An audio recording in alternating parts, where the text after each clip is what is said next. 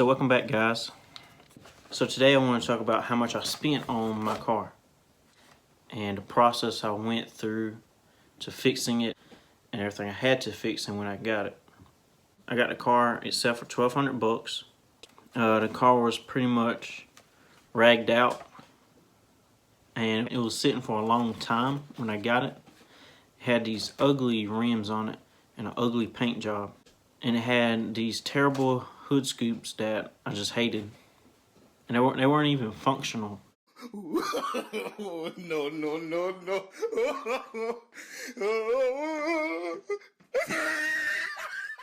So when I got the car, I had to get a new belt. When the guy, he drove it, shredded the belt on it. The radiator had a hole in it, so the radiator didn't have any water in it. The car was missing on 2 cylinders. Transmission mount was shredded. So the transmission, I remember when taking it on a test drive, the transmission was just jumping up and down in the transmission tunnel and just hitting the bottom of the car. And the mirror was like all busted and it had a fake little cutout. No. And it looked terrible, so I bought me a new mirror. So I got the car for $1,200, ended up selling those rims for $400. And so I got a new belt. The belt was $16. The mirror itself I had to get was $28. I ended up getting that new radiator for it, which cost me $71. Got a few little things like an insulator, a bushing, $11. So I had to buy new tail lights. I got 2 of them for $50 from a pick and pull. It's pretty much where I always get my stuff anyway. If I can find a deal there, then I'll get it. Ended up buying a door from pick and pull for $86. Had to get new spark plugs, spark plug wires. Got spark plugs for $28. Ended up getting spark plug wires for $37. Got a new valve cover gasket, which is $20. Got some wiper blades, $22. I had to get a new distributor because the other one, Dr. Spark, was trash. That was the reason why the car was missing on 2 cylinders. The distributor, 2 points were corroded. So got a new distributor. Actually replaced that distributor about 3 times now. The distributor was $155. The distributor had a lifetime warranty, so every time it went bad, I just went to AutoZone and just got me a new one. So the trans mount, I bought a new trans mount, so that trans mount was $17. The timing cover set I got, it was $11. And then further inspection, the car had a bunch of grease under where the rear end was. So placed a seal, the pinion seal, for about $5. And then the first really mod of the car was a short throw shifter that I bought. And I bought that from MGW. The MGW shifter was $216. We figured that the fuel pump was bad and the sending unit was bad. The fuel pump was $162 and the fuel sending unit was $210. And instead of cutting a trap door on where the trunk is, we dropped the rear end, exhaust, and tank to replace it. We got some brake pads for $24. One of the trunk, the carpet piece in the back was missing. Went to Conway Pick and Pull and got that for $7. Next, the emergency cable. So we inspected that, took the brake cable off, found out it was binding up inside the cable, so got that for $13. Then, so at this point I was ready to do a cam swap on the car. So I bought a cam for $277. The CC306 cam, got that for $277. Got some valve springs for it, $92. Got some roller lifters, $198. Some retainers, $54. And when I got in, I was ready to put it in.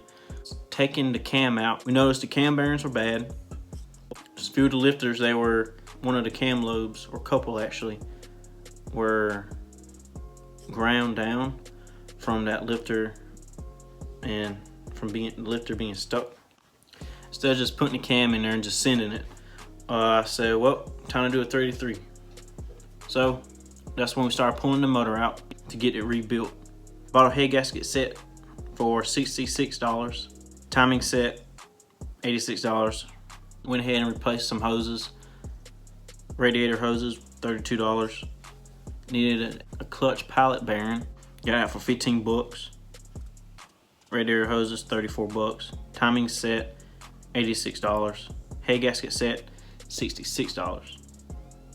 So bought a pickup tube for it, $10. Oil pump, $39. Gasket set, $44. Some hoses, 15 bucks. Bought some seals, 21 bucks. I can't even remember what the seals were. Some seal kit, $6. I can't remember what those were for. We took it all apart and everything, sent the heads off to Hickman's Performance in North Carolina.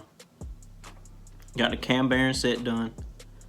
Cam bearings, freeze plugs, check the valves, check the heads, resurfaced the heads, and he also bored it out and everything.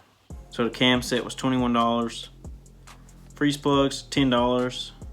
Valve stem seal set, $28. The engine kit, which was the piston rings and crankshaft, that was 740 bucks. Keepers, 28 bucks. Labor for the performance shop was 819 bucks. Got that done around Christmas time of 2017, I believe. So all this is up to like 2017 and 2018, March of 2018. That's when I really got the motor back. Assembling the motor, putting the crank, pistons, rings, heads, and everything on. When we got it back together, turned out we needed a starter. So a starter was 167 bucks. So after the 383, I knew I had to tune it. I knew it needed to be tuned. I could either go to a shop, let them tune it, or I could learn myself by buying a tuning kit. So I bought a tuning kit for 219 bucks. I got the tuning software, started learning how to tune, started messing around, and I believe I got the tune pretty close. So bought some new O2 sensors for it. That was 65 bucks. Decided I want a wideband to monitor my air to fuel. So I bought a wideband AFR gauge from AEM for 176 bucks. Bought a pillar gauge pod, just 2 pods. It holds 2 gauges for 38 bucks. And so I had to buy a new door. Did I say that in here? Yeah. I bought that door that I bought. So I got the door painted for about 200 bucks. And around this time, the ignition coil went out, the ignition control module went out, so I had to buy me a new one. So the ignition coil itself was $43. Ignition control module, 58 bucks. So after this, I decided to go to long tube headers. Got some from Speed Engineering. Got the long tubes and the Y pipe for $394. So then I bought some V-bands for it. Got the V-bands for 65 bucks. So the car had a cold air intake on it from K&N. The K&N air filter was real dirty and messed up. So I bought a new one for 63 bucks. Replaced the heater hose, 12 bucks. Some hose clamps, $2, $3. Got the Corvette rims and tires for 500 bucks from some dude that's local to me. Had pretty decent tread and the chrome looked pretty good on them. So I picked them up, thought it was a steal. And then I picked up me a GMMG exhaust, 560 bucks. For 560 bucks, and to get rid of the Flowmasters, I like that exhaust. It's a pretty good exhaust. Got the exhaust installed for about 90 bucks. Then I bought me a 6AL2. It's an ignition box and it comes with a 2-step I bought a harness for it to be plug and play. Got the 6A02 for $289. Harness was $39. And then I bought a heater core to replace heat, to have heat in the car for 48 bucks. That's pretty much all I spent in my car so far. Because next I'm getting changing out that rear end and rebuilding another rear end and put 14 gears in it for the track, and have the 342 gears or 342 rear end as a backup. So I'm gonna rebuild that other rear end we got, the other 10 bolt.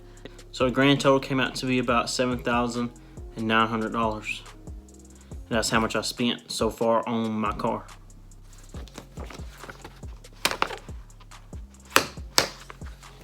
Y'all stick around if y'all want to see some more of White Trash. I will talk to y'all later. Hope y'all enjoyed it. I'll see you on the next one. Y'all have a good one. We make the strings louder.